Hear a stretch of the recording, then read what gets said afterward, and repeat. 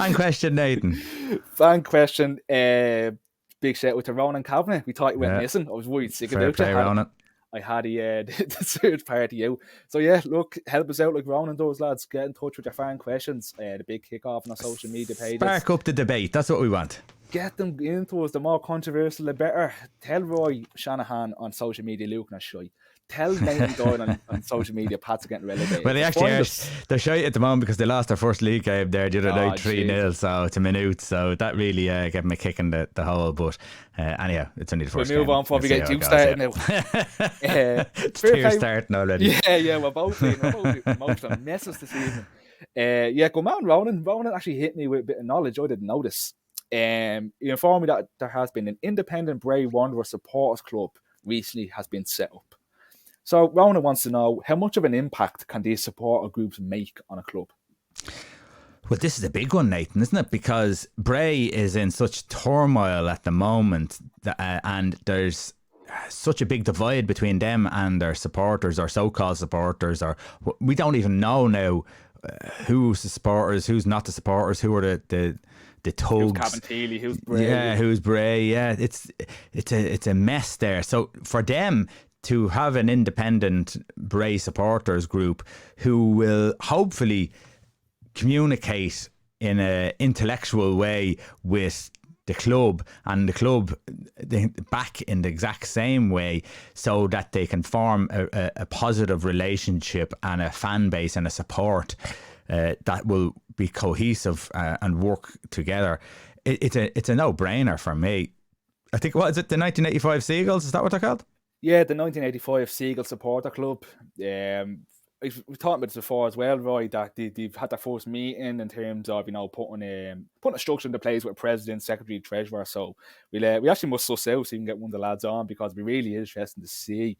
It's the independent thing, isn't it? We've seen Dundalk recently set up a supporter club when they changed their ownership, and they're doing fantastic work over there. They really, really are.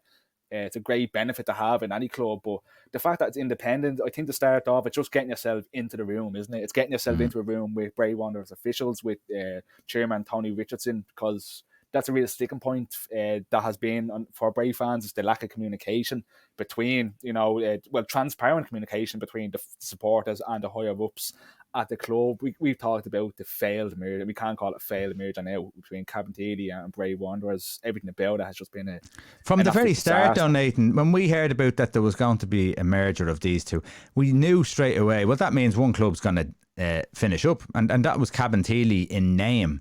But there's mergers. When did a merger ever go well?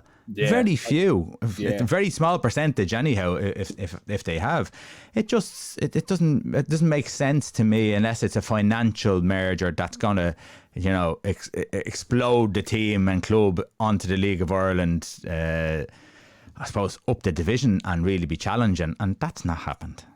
No, it hasn't. It's brought them backwards. You're looking at a Bray Wanderers side that's it. The season's over in the first division. They're knocked out of the cup.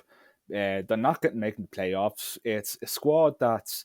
I remember, I sound like an idiot if we go back to any previews we've done for the first division. I talked about how beefy the squad was. It's one of the most depth squads in both divisions. But a lot of it is full up with Cabinteely players from last year. And this is a Cabinteely side that finished toward bottom last season. Yeah. So what are we really expecting to come in? The likes of Conor Clifford's a smashing player. He's been he's barely played this year. He's been so unlucky with injuries. Well, Manley's the same. I tell you what, Nathan, what I've heard through the grapevine that Conor Clifford was looking to move and wasn't allowed move from Bray. He was told to stick with his contract. He had a contract, and fair play, they had the contract. They're honouring their side of things. But I've heard that other players there didn't like what was going on, and there was quite a few who didn't want to be there. The atmosphere was rotten to the core. This is not only pointing fingers at supporters or anything like that. There's a lot. It's a lot deeper than we think.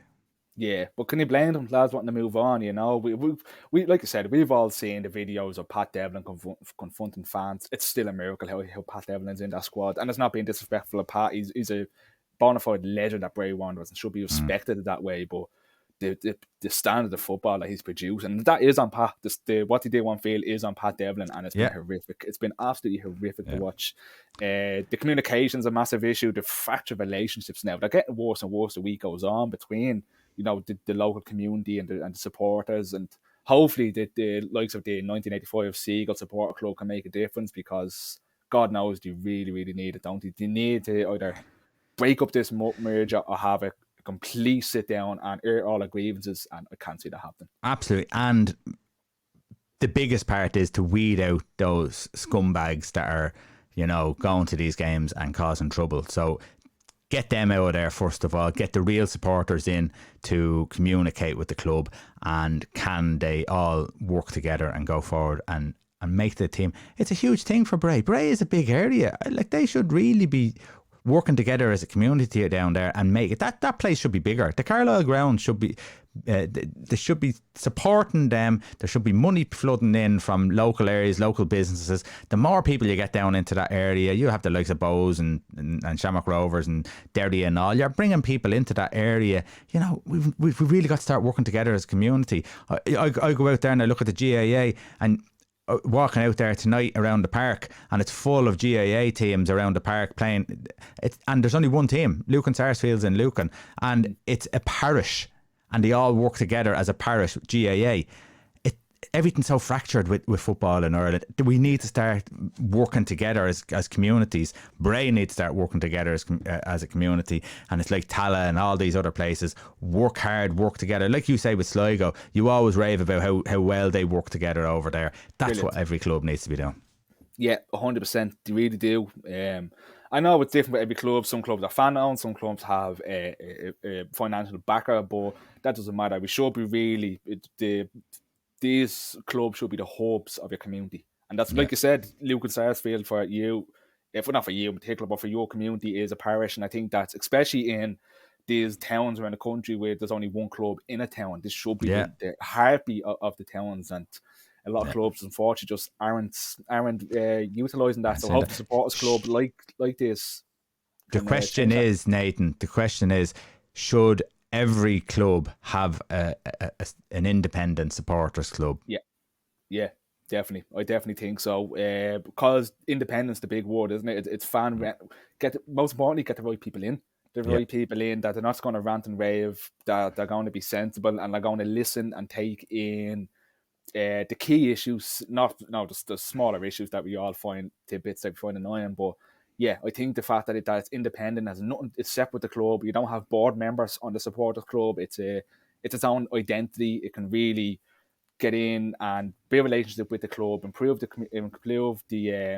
communication, but also work as community outreach and make them bonds and relationships as strong as it should be.